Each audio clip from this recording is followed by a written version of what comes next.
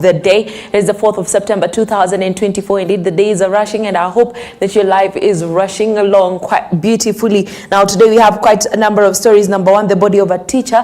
That is Nicholas Kipkorir Teach was found in a river in Yala, and it was identified by family members. We also have another tragedy story, which will be a person died due to floods in Nakuru West, where residents are warned to stay vigilant as the heavy rains continue. There has been a great confusion when it comes to the weather patterns experienced currently in the country. So whatever it is that you find along your way, if it's too hot, take off your jacket, and if it's not, make sure you have it zipped up. Then of course we have news from the health sector as well. Number one, Nakuru doctors are threatening to strike over poor working conditions, citing unfulfilled agreements by the county government. We also have discussions on the healthcare workers strike. The Ministry of Health with the Council of Governors aims to prevent a healthcare worker strike by implementing the agreed terms. Now we have also the other side of the government responding to this and many other stories, and I would bet you're gonna love today's edition. As I said earlier, my name is Consolata Chibalonza. Let's tarry along till the very end.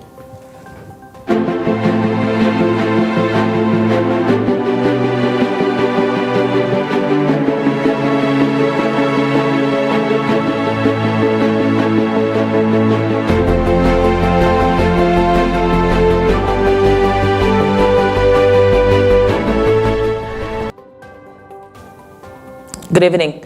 Now, one person has died after being swept away by floods in Nakuru West following heavy rains on Tuesday night. Sinkholes have formed in the ever-ready area along the Nakuru-Eldoret Highway. The rain claimed the life of a catechist from St. Patrick's Church in Ngata, while residents of the area continue to live in fear due to the ongoing heavy downpours. Nakuru West Deputy Commissioner Omar Ali issued a warning to residents to remain vigilant during the ongoing rains and to avoid areas prone to flooding. Alipata ajali jana alipokuwa anatoka kazini Ngata, na tulifahamishwa kutoka WhatsApp group yenye tuliona picha ya pikipiki yenye alikuwa nayo. Nikakuja na watu wa nyumbani huko, tukampata kama ameshaaga. Mvua ilinyesha kubwa sana jana jioni, na kulikuwa na mafuriko almost all parts ya Nakuru West, na kulikuwa na mtu mmoja ambaye alibebwa na maji akiwa na pikipiki yake. Tulipata pikipiki wakati wa jioni, na pia tumeweza kuretrieve the body.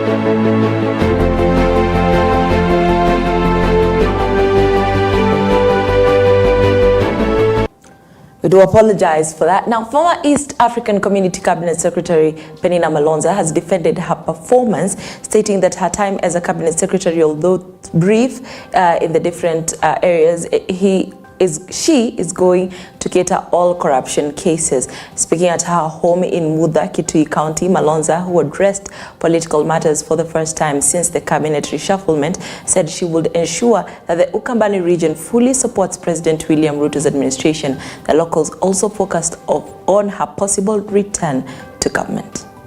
I have served as a cabinet secretary, and I challenge the government of Kenya to investigate me if I have stolen any single coin. I challenge the authorities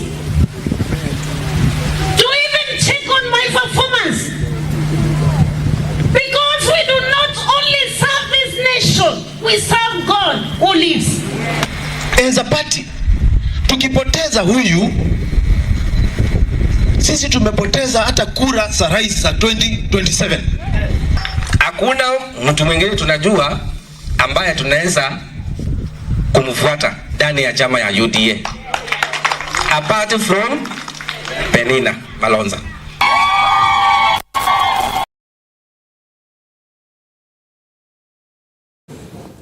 Now, Nairobi Governor Johnson Sakaja has announced an ambitious plan to revitalize the Central Business District aimed at providing much-needed improvement to the city centre.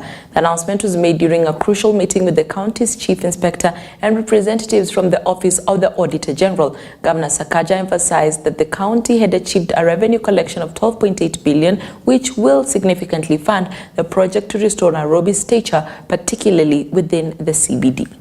Many business people are happy about your unified business permit, the first in the history of this country. All those 6 licenses into one. And if you look at the revenue on unified business permit, it's a record. So there's a, you should be proud of yourself when you put in effort and there's a result of it. 12.8 billion. I sat on Nairobi Water, I gave them very ambitious targets. For the first time, they surpassed the 10 billion mark. They hit 10.5 billion in terms of the collections. And this year, I want to assure you, and also the Auditor General, this year we will surpass equitable share from our own society. It is possible.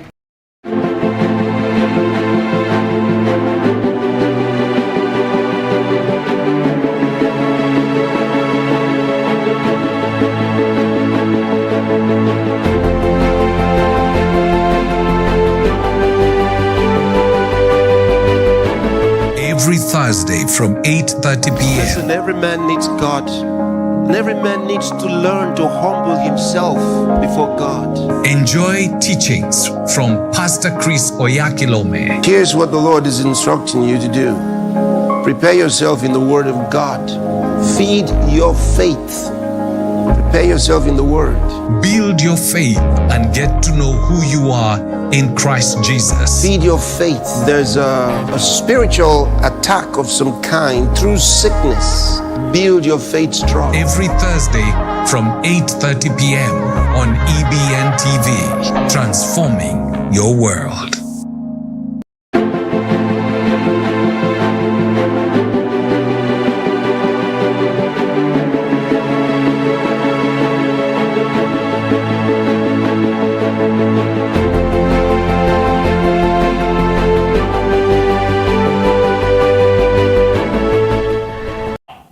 Welcome back. Now, the Kenya Medical Practitioners, Pharmacists and Dentists Union, KMPDU, in Nakuru has issued a notice to the Nakuru County Government indicating their intention to strike once the notice period expires. In the notice signed by KMPDU Secretary General Davji Atela, the doctors cited poor working conditions, a shortage of doctors, a lack of medical equipment, and delays in promotions as reasons for the strike. Atela, during a press conference, complained about Nakuru County's failure to implement the terms agreed upon in their 2017-2021 collective bargaining agreement and their revised 2016 service plan. Solidarity forever, for the union makes us strong. My name is Rose Master, Secretary Kenya National Union of Nurses. We have a problem with salaries. We've worked for 2 months in this county and we've not been paid. Tumelipwa ya 1 month, of which I believe hiyo pesa yote imeenda kwa madeni. Watu wamerudi pale pale. Secondly, we have a problem with shortages in our facilities. You find one nurse managing like 40 to 60 patients. Is that really in order? No. Eh? By the way, kazi hata kama iko si ati ni kazi tunafanya ile tunaita go through. Na tukiendelea hivi kama hii salary yetu haitadunda kwa banks, remember hatutaendelea na kazi. Nekesa Edna, I'm the Gender Secretary, Kenya Union of Clinical Officers. And what we are seeing in this county is very demeaning to our profession and other professions, because you find that employment which does not have any security is actually something which is not so conducive for any person per se. Because majority of the employees Just as Master has said, I will reiterating that people are not being given priority as to when they started working here to be granted maybe a permanent position. My name is Patrick Jogona, and I'm the Secretary of Kenya National Union of Medical Laboratory Scientific Officers. We have been working day and night, and there is no allowance for laboratory. Other cadres, they have the allowances for night duties, but you have never considered us to have that allowance. The Ministry of Health has stated that it will work closely with the Council of Governors to prevent healthcare workers from returning to the streets, even though they are threatening to strike if the recently signed return to work formula is not respected. Speaking during a visit to the chairperson of the Health Committee of the Council of Governors at their headquarters, Cabinet Secretary for Health Deborah Baraza said that the ministry is ready to prevent another strike and will ensure that what was agreed upon is implemented within the scheduled time frame. After the finance bill was called off, there has been no communication to the doctors as to whether or not the resources are still available for that collective bargaining agreement and what was agreed upon as return to work. As the ministry, CS, this should be one of your biggest tasks and the first one as a priority to address that issue. If those doctors go back on the streets, that will be eggs, rotten eggs on the face of the head of state. For the strike, we are prepared by saying that we are working on it, on the CBA, and especially on the resources. Upon discussion with my peers, I believe that there's a lot that is going on, and within the given time period, July to July, I believe that we'll be able to sort out that concern. What we had agreed with the CBA, we want to assure that the funds are there, but remember it was between July 2024 to now 2025, so we want to assure them that payment will be done within that period. Now, on to some tragic news. As I had stated earlier on, the body of a 29-year-old high school teacher recovered from Rivayala has finally been identified by family members. The body was identified as that of Nicholas Kipkorir, a teacher at Emalindi Girls High School in Kakamega. It was found and recovered at Ndanu Falls in Rivayala on August 27, 2024. He is suspected to have been kidnapped and murdered. And we are so heavy in our hearts that we have lost a very young soul who has just completed the university and was doing his teaching at Malindi Girls. It seemed that the guy was adopted and also murdered before he was dumped at Rivayala. The discovery made in the morning is that he didn't make it to his house. What was discovered was his backpack, which he carried along from home, and his phone and wallet found at a separate place in the same compound. Now, we send our condolences to their family and friends, and also well as students from Emalindi High School. The Migori County government has opened 18 healthcare centers that had been stalled for over a decade to improve healthcare services in remote areas of the county. Speaking during the official launch, Migori County Governor Ochilo Ayako highlighted that the initiative aligns with the county's mission of achieving affordable healthcare for all. Governor Ayako further stated that the newly launched health centers aim to reduce the distance that patients, especially women and children, have to travel to access healthcare services. Wewe utashtukia tu DJ amefika hapa, utashtukia tu Waziri Dr. Samburu amepitia hapa, yeye ni wa hapa pia, na utashtukia tu Mheshimiwa MCA kutoka sehemu fulani amepitia hapa, alafu tuone vile wananchi wetu wanahudumiwa wakifika hapa. You know, we've been having outreaches in these areas that are far to reach. So right now, we've made them to work on a daily basis. Watoto wetu wadogo wengine walikuwa hawamalizi chanjo kwa sababu ya umbali, sababu watu wetu ukweli wakati mwingine huanga hakuna transport ya kukalia pikipiki. Ulikuwa tunaendea madawa ama chanjo huko Tarege, na kutoka Wangira hadi Tarege ni shilingi 100.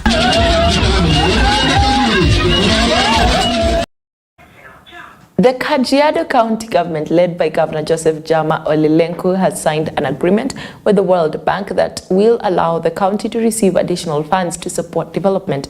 The move has been lauded for addressing the need for funding that will help bolster agricultural, livestock farming, infrastructure development, and other initiatives to achieve the county's vision. The governor initiated, stating it will enable economic growth and efficiency in the county's operations. We look forward to having the program successful in terms of implementation.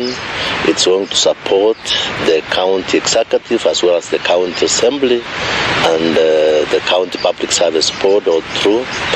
Na tumefurahia sana kuona tukitia mkataba sahihi kwa vile ambavyo county yetu itaweza kupokea fedha ambazo zitaweza kusaidia katika hali ya maendeleo, capacity building ya county yetu, financial performance ya county yetu na pia maendeleo mengineo.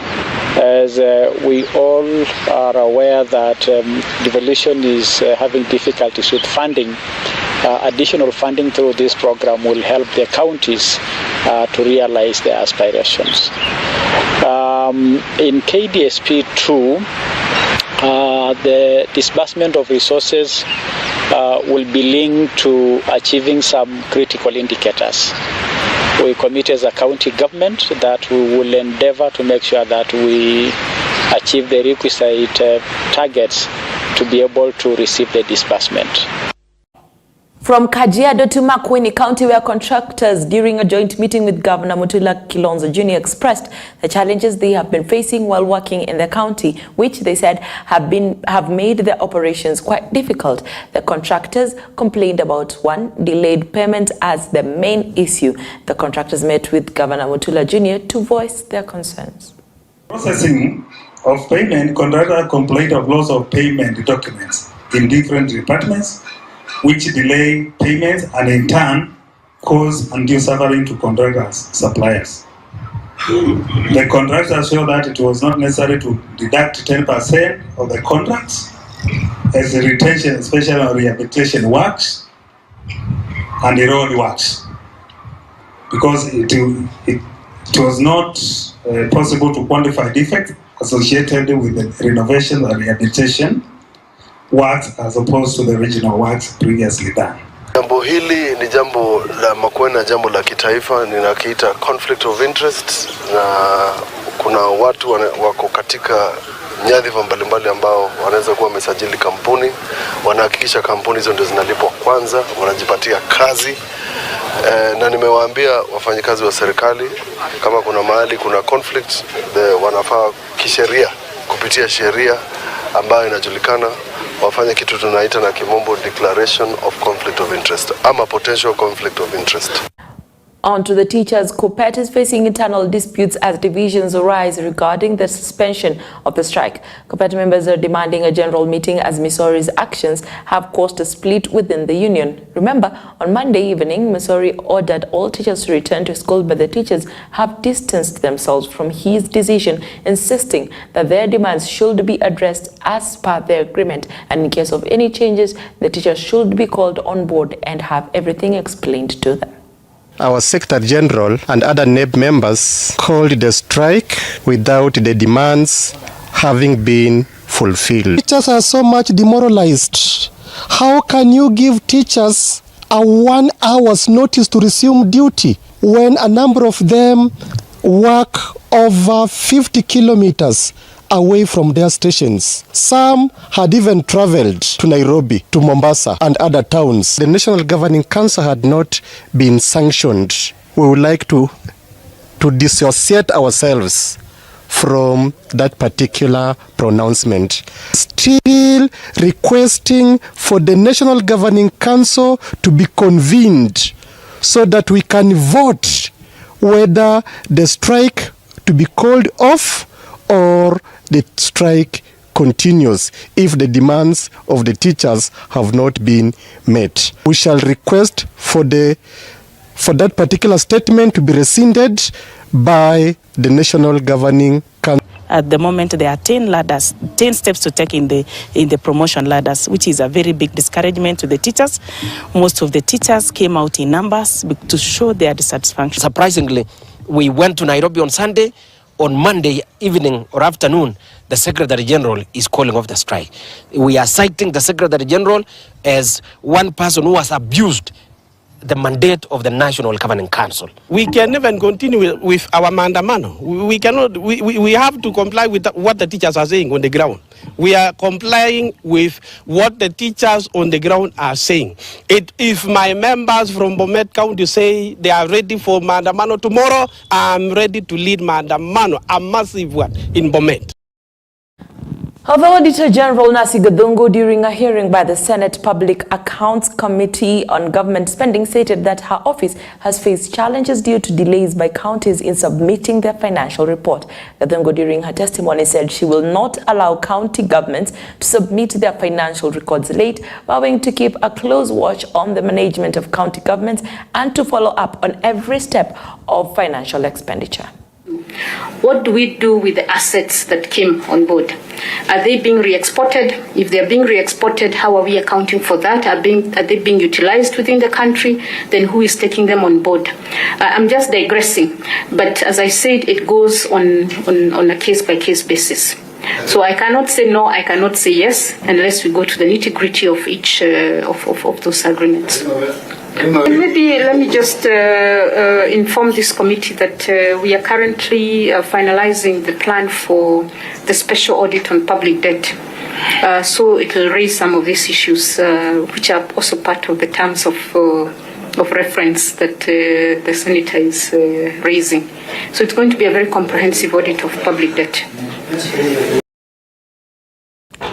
The Red Cross Society has signed an agreement with the Busia County government to enhance the county's capacity to handle disasters. Under the agreement, government officials and employees will receive training courtesy of the Red Cross Society to streamline and incorporate disaster management techniques. Additionally, this agreement will enable Busia County to build resources for responding to emergencies and saving the lives of residents. It is a partnership that continues to grow. Any areas of opportunities for collaboration will be taken up. There will be very close collaboration between the Busia Red Cross office based here and the county government, but most importantly at the level of the head office under my leadership. The document defines the areas of interaction, cooperation between ourselves and the Kenya Red Cross. In very many areas of health, disaster risk management and mitigation and preparedness. Our farmers have been encouraged to focus on the quality of their tea leaves to meet the required international standards and increase their income. Now, this comes after resolving disputes within the KTDA, followed by initiatives to educate and urge farmers to prioritize the quality of their tea harvest. Several reforms have been introduced to improve tea farming. The tea sector contributes 180 Kenya shillings billion annually to the national economy, with farmers being advised to avoid using machine harvesting of tea leaves.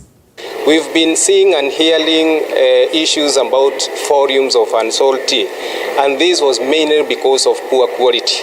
Farmers who concentrate on quality rather than quantity, they are enjoying the results of their sales, the sales of their products.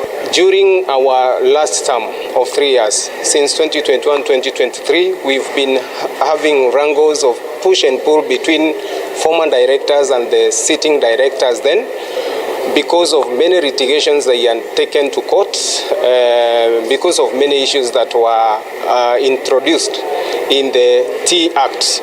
But since we came into agreement and agreed on the issues that will be looked at, so that now we go back to election, so that all the litigations that were in court were withdrawn, then farmers made exercise their right in electing directors who are here now. This is one of the sector that we take seriously as a government, given the contribution that they contribute in the national production. The small-scale managed factories of 71 contribute up to 56. of the national crop production. So that means again, if we are doing 180 billion shillings by year, over 100 billion is from the small scale farm. To Machakos County, the Machakos County government has distributed work equipment to groups and individuals to uplift small-scale traders within the county. In Masinga, Governor Ovinya Ndeti provided various equipment, including car wash machines, water tanks, tents, umbrellas, and essential tools for traders and youths to benefit. Governor Ovinya, while handing over the equipment, said that the project will continue across the entire county, particularly in all 40 wards. Chamana ni kushukuru waziri yako hapa, tuko na viongozi wa mama wetu pia wametulea. Sisi tukipewa vijana tuchunge hizi mali poa. Wamande mkipewa pia mabuli, mchunge pia fine. Ndio venye nani amesema, nani waziri amesema. Tukichunga poa hata sisi tutawalipandiwa kitu mzuri. Na sisi tujikaze, tumepewa jembe. Tuko na lilia jembe. Jembe tumepewa atulime, sasa tulime, tumepewa jembe tulime. Kwa vile tumepata hivyo viti na hiyo hema, tutaweza kukondisha ili tuweze kupata pesa za kufanya kikundi chetu kiendelee na kukua. Tumeshukuru sana na tunaambia hata vikundi vingine viendelee na kushikana na gavana wetu aweze naye kusaidia hao vikundi vingine navyo viweze kupata kama sisi. I am proud to say that my manifesto is being achieved day by day. We have gradually moved from promise to implementation. My philosophy of chakula mezani, pesa mfukoni. Now on to Kiambu County, a sigh of relief after the county assembly revised the controversial land tax law which had been passed during the tenure of former Governor William Kabogo. Now the citizens and residents of Kiambu County had requested the assembly to repeal the bill, claiming it was punitive and aimed at burdening them by charging high land taxes. The revised laws were passed with the intention of providing Kenyans with a favorable environment to enjoy their property. The matter that has been a matter of great concern to our great people. We have received petitions from our citizens across our county, and their concern was that there was a law that was passed in 2016 that imposed land rates on freehold land. But also, they should also relook at that law which they passed, and they have done an amendment, but they have not actually looked at the issue of freeing the freehold land. So I want to celebrate my colleagues and this House for the task that they have just performed this afternoon of actually repealing several sections of that law. And the most interesting one was actually that of deleting sections that were relating to charging freehold land.